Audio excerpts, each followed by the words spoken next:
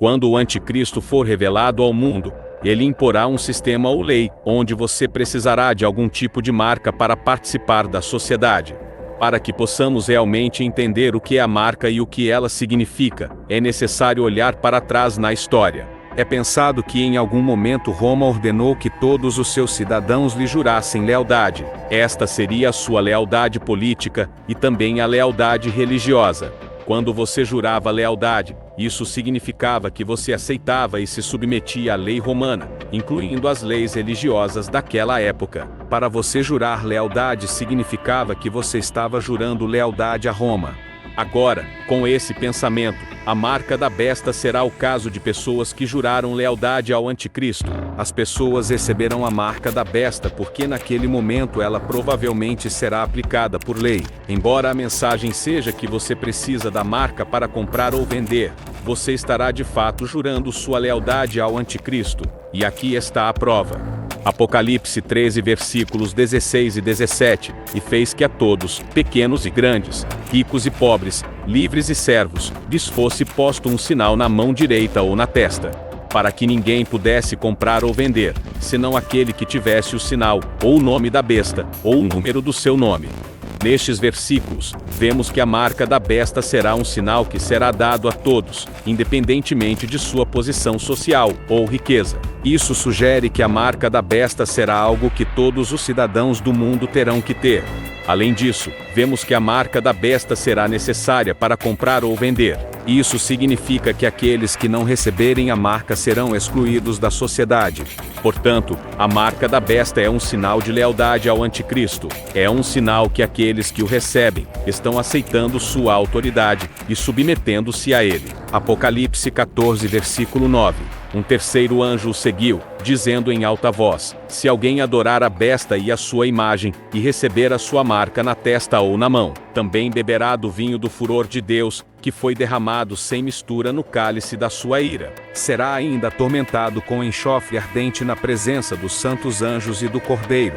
Aqueles que têm a marca se submeteram ao anticristo e, portanto, rejeitaram a Deus, o que por sua vez faz com que aqueles indivíduos sintam toda a força da ira de Deus. A marca, ninguém sabe exatamente qual é a forma da marca da besta, no entanto, muitos especulam que poderia vir na forma de um pequeno chip digital, ou algo chamado etiqueta de identificação por radiofrequência. Ambas as opções podem ser facilmente plantadas sob a pele. Apocalipse 13 diz que ele exigia que todos os pequenos e grandes, ricos e pobres, livres e escravos, recebessem uma marca na mão direita ou na testa, e ninguém poderia comprar ou vender nada sem aquela marca que era o nome da besta, ou o número que representa seu nome. Esta escritura indica que o anticristo estabelecerá algum tipo de sistema econômico mundial, e quando você olha para o avanço da tecnologia, moedas digitais, inteligência artificial e a crescente globalização dos mercados mundiais, um sistema monetário ou moeda mundial é a maneira mais provável de vermos o anticristo e forçando o seu reinado, porque afinal ele não pode controlar a compra e venda do mundo inteiro, até que haja um mecanismo universal. Número 3. A perseguição. Os cristãos são avisados de que tempos difíceis virão quando o anticristo chegar ao poder. Ele lhe dará duas opções: adorá-lo ou perder sua vida. Apocalipse 13 e 15 diz: foi-lhe dado poder para dar fôlego à imagem da primeira besta, de modo que ela podia falar e fazer que fossem mortos todos os que se recusassem a adorar a imagem. De acordo com a Bíblia, você perderá sua vida de forma tão eficaz que o cristianismo será proibido. Qualquer crente ou qualquer pessoa que se recuse a se curvar ao anticristo enfrentará perseguição. Apocalipse 2 versículo 10 diz: não tenha medo do que você está prestes a sofrer. O diabo lançará alguns de vocês na prisão para prová-los, e vocês sofrerão perseguição durante 10 dias. Seja fiel até a morte, e eu lhe darei a coroa da vida. A pressão para curvar-se diante do anticristo será intenso. Famílias serão dilaceradas, à medida que entes queridos escolhem receber a marca e se afastar de Deus, e pense sobre isso. Se você receber a marca, você perderá sua alma. Você essencialmente rejeita a Deus. Mas se não aceitar a marca em que você será perseguido, você não poderá comprar ou vender. Imagine a posição difícil que alguns crentes estarão.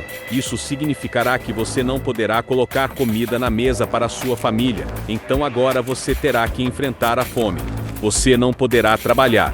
Você não poderá receber uma renda, e portanto será incapaz de pagar suas contas. Talvez isso force você a se esconder. Esses são apenas cenários hipotéticos, mas eu só quero pintar um quadro que mostre quão difícil as coisas serão para os crentes durante a época do Anticristo. Número 4. O grande mal. Naqueles dias o mundo verá um grande mal como nunca antes. Aqui estão algumas das coisas que você verá durante o reinado do Anticristo. Mateus 24, versículos 15 e 16. Diz, portanto, quando você vir a abominação da desolação mencionada por Daniel, o profeta, em pé no lugar santo, quem lê, deixe-o entender. Então deixe aqueles que estão na Judéia fugirem para as montanhas. Uma abominação é algo que causa nojo ou ódio. É um grande pecado comumente digno de morte e desolação. É um estado de completo vazio ou destruição agora. Quando Jesus disse isso, ele estava na verdade nos alertando que, se alguém ou algum evento que as pessoas detestassem estivesse no tempo, um horror ocorreria. Nesse caso, os residentes da Judeia deveriam fugir imediatamente. Além disso, haverá idolatria generalizada na terra. Haverá pessoas neste mundo que adorarão e idolatrarão o Anticristo, porque ele sofrerá o que a Bíblia chama de ferida fatal, mas milagrosamente recuperará. O Anticristo blasfemará abertamente contra Deus, falará abertamente contra Jesus Cristo e procurará insultar o nome do Senhor, e quando se trata do coração das pessoas. Segundo Timóteo 3 nos adverte que, nos últimos dias, as pessoas serão corruptas e se afastarão de Deus. Elas parecerão piedosas, mas não terão o poder de Deus em suas vidas. A Bíblia diz que, nos últimos dias, as pessoas serão amantes de si mesmas, o que significa que serão narcisistas e egocêntricas. E, a partir disso, você pode ver que haverá um grande mal nos últimos dias, especialmente quando o Anticristo estiver no poder. A quinta e última coisa que você precisa saber é que quando o Anticristo for revelado, o fim será próximo, e a gloriosa segunda vinda de Jesus Cristo está mais perto do que nunca. O Anticristo será revelado quando o período da tribulação começar. Esse será o ano final da história humana. Este período no tempo será dividido em dois: o período da tribulação, que dura 3 anos e meio, e depois o período da grande tribulação, que dura 3 anos e meio. Este período de 7 anos será o reinado do Anticristo, porém tudo termina na batalha do Armagedon. A Bíblia nos diz que os espíritos demoníacos reunirão, e todos os governantes, e seus exércitos, para um lugar com o nome de Armagedon. João então nos conta as cenas que ele viu em Apocalipse 19, viu o céu aberto, e um cavalo branco estava ali parado, e seu cavaleiro foi chamado Fiel e Verdadeiro, porque ele julga com justiça, e seus olhos eram como chamas de fogo, e em sua cabeça havia muitas coroas. Um nome estava escrito nele que ninguém entendia, exceto ele mesmo. Ele usava um manto mergulhado em sangue, e seu título era a Palavra de Deus. Os exércitos do céu vestidos com o mais fino linho branco e puro. De sua boca saiu uma espada afiada para derrubar as nações. Ele as governará com uma vara de ferro. Ele liberará a ira feroz de Deus, o Todo-Poderoso, como suco fluindo de um lagar em seu manto. E na sua coxa estava escrito Reis dos Reis. Este será o retorno triunfante de Jesus Cristo, e quando ele retornar trará julgamento contra toda a maldade do mundo. O cavalo branco, em que Jesus cavalga, representa simbolicamente o poder santo e puro que Jesus tem para vencer o mal com o bem. Quando Jesus retornar, ele não estará sozinho. Jesus terá os exércitos do céu com ele, e este será formado por anjos liderados pelo arcanjo Miguel e pelos santos. Primeiro veio à terra como o Cordeiro de Deus e se sacrificou na cruz para que fôssemos salvos. Mas quando ele retornar, ele retornará como o Rei dos Reis e Senhor dos Senhores. Quando Jesus retornar, ele esmagará o Anticristo e todos os seus seguidores. Ele esmagará todos os espíritos demoníacos e coisas que se opõem a ele. A Bíblia diz que, em Apocalipse 19, João viu a besta, os reis do mundo e seus exércitos reunidos para lutar contra aquele que estava sentado no cavalo e seu exército. A besta foi capturada e com ela o falso profeta, que fez milagres poderosos em nome da besta, milagres que enganaram a todos. os que aceitaram a marca da besta e que adoraram sua estátua, tanto a besta quanto seu falso profeta, foram jogados vivos no lago ardente de enxofre ardente. Todo o seu exército foi morto pela espada afiada que saiu da boca daquele que cavalga o cavalo branco, e os abutres se empanturram dos cadáveres por um momento. É crucial que compreendamos estes ensinamentos para nos protegermos contra o engano e permanecermos firmes na nossa fé. Em Apocalipse 13, versículo 11, encontramos uma descrição vívida da ascensão do anticristo ao poder.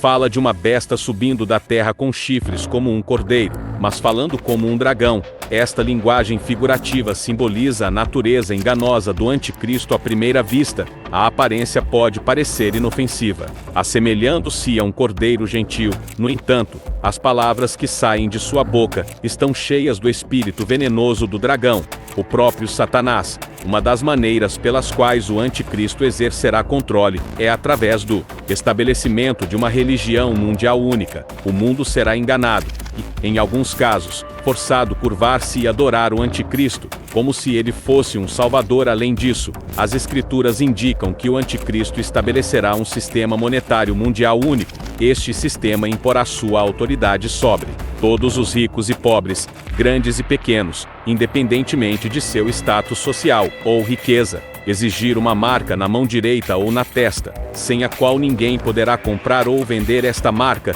será um símbolo de lealdade ao reinado do anticristo, um sinal da submissão de alguém à sua autoridade. Este é um pensamento preocupante, pois o sistema monetário mundial único representa o anticristo e o desejo de controlar todos os aspectos da vida humana, até mesmo nossas necessidades básicas. Mas sejamos encorajados, pois Deus nos avisou sobre esses eventos com antecedência. Ele nos deu sua palavra para nos equipar com discernimento e sabedoria. A palavra de Deus nos alerta para que pudéssemos sempre ser encontrados vivendo na verdade que está na Bíblia, porque quando você conhece a verdade e a luz que está na palavra de Deus, você não pode ser enganado pelo anticristo ou pelo espírito do anticristo, que de acordo com a Bíblia já está em operação neste mundo hoje, e por isso devemos permanecer firmes em nossa fé, recusando-nos a comprometer nossa devoção a Cristo. Mesmo que isso signifique enfrentar dificuldades e perseguições, precisamos estar vigilantes e com discernimento. 1 João 4 diz: mas se alguém afirma ser um profeta e não reconhece a verdade sobre Jesus, essa pessoa não é de Deus. Essa pessoa tem o espírito do anticristo que você ouviu que está vindo ao mundo, e de fato já está aqui. Mas você pertencem a Deus, meus queridos filhos. Vocês já conquistaram uma vitória sobre essas pessoas, porque o espírito que vive em vocês é maior que o espírito que vive no mundo. O espírito do anticristo já está aqui neste mundo, é um espírito que mente e engana. É por isso que você vê que hoje em dia o mundo chama o mal de bem e o bem de mal. Este é o espírito do anticristo em operação. Mas deixe-me lembrá-lo de que temos a verdade do nosso lado. Vamos nos apegar a Jesus, o verdadeiro Cordeiro de Deus que deu sua vida pela nossa salvação. Mergulhando em sua palavra e oração, seremos fortalecidos contra os enganos do anticristo. Que possamos permanecer fiéis até o fim, sabendo que nossa vitória final está somente em Cristo. A Bíblia está nos chamando para acordar o Senhor. Quer que despertemos para o fato de que existe um céu e um inferno. Há um dia de julgamento. Se alguém estiver dirigindo na estrada e cochilar, ou sua atenção se desviar, pode muito bem perder alguns sinais de trânsito dizendo-lhes para onde ir. Bem, Deus nos deu a seus filhos muitos sinais para ficarmos atentos, pois a palavra de Deus está repleta de sinais, para nos avisar que o tempo está acabando. Este mundo não durará para sempre, e isso é uma boa notícia. Não sei sobre você, mas o céu, pelo que lhe sobre o céu, parece ser o lugar melhor. Chega de lágrimas, não há mais tristeza, apenas alegria, apenas paz, ou estar na presença do Senhor por toda a eternidade, estar longe da doença, e a doença deste mundo será eliminada com desastres naturais e devastação. Hebreus 13:12 diz: cuidem-se, irmãos e irmãs, para que nenhum de vocês tenha um coração pecaminoso e incrédulo, que se afaste do Deus vivo. Este é um aviso sério, porque Paulo está nos dizendo que precisamos cuidar para que nenhum de nós tenha um espírito perverso e incrédulo. Um coração que se recusa a confiar no Senhor.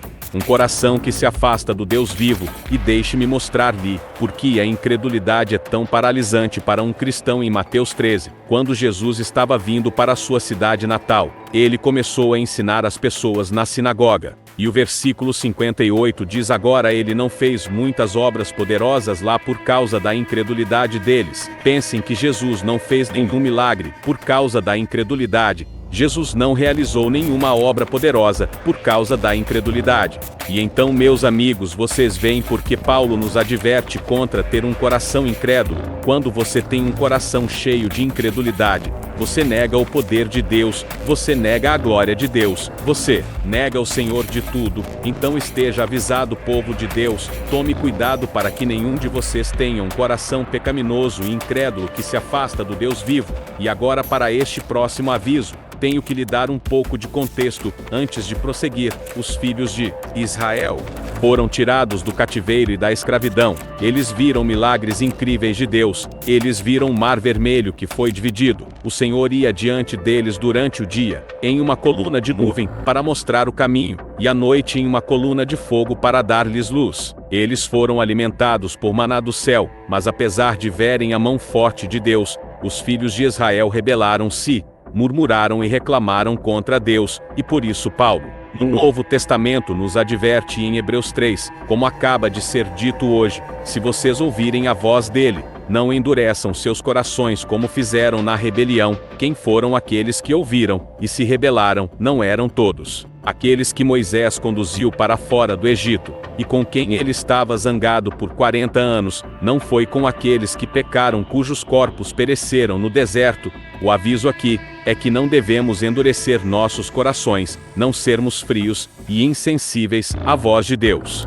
Em meio a todo o caos e confusão deste mundo, a voz de Deus ainda está nos chamando. O Espírito do Senhor está batendo em nossos corações. Um coração endurecido significa insensibilidade em relação à beleza e à glória de Deus. Significa perseguir nossos próprios desejos em vez das coisas de Deus. Mas felizmente, em sua misericórdia, Deus se ofereceu para mudar nossos corações. Deus pode mudar nossos corações. O terceiro aviso que acredito que devemos estar cientes pode ser encontrado em Hebreus 2, versículo 1 diz: portanto, devemos dar mais atenção às coisas que ouvimos, para que não nos desviemos agora. Eu acredito que a tradução amplificada explica este versículo mais detalhadamente, pois diz que por esta razão, que é por causa da revelação final de Deus em seu Filho Jesus, e por causa da superioridade de Jesus sobre os anjos, devemos prestar muito mais atenção do que nunca às coisas que ouvimos, para que não nos afastamos de forma alguma da verdade. Em essência, o que a Bíblia está nos dizendo aqui é que devemos ter cuidado para não nos afastarmos da verdade, que é Jesus Cristo, do Evangelho, porque neste mundo você encontrará pessoas que lhe darão sua própria versão diluída do Evangelho, pessoas que pregarão um Evangelho que não exigirá arrependimento, nenhum compromisso, nenhuma negação de si mesmo, mas, em vez disso, um evangelho que faz cócegas nos ouvidos, soa bem e faz você sinta-se bem, mas não tem poder para transformá-lo ou desafiá-lo. É com isso que devemos ter cuidado. Não nos afastemos da verdade do evangelho. O verdadeiro evangelho de Jesus Cristo irá desafiá-lo e convencê-lo. Isso levará a uma mudança em seu pecado, hábitos, e irá fazer com que você se arrependa, e devemos fazer exatamente isso, nos arrepender e nos afastar do pecado.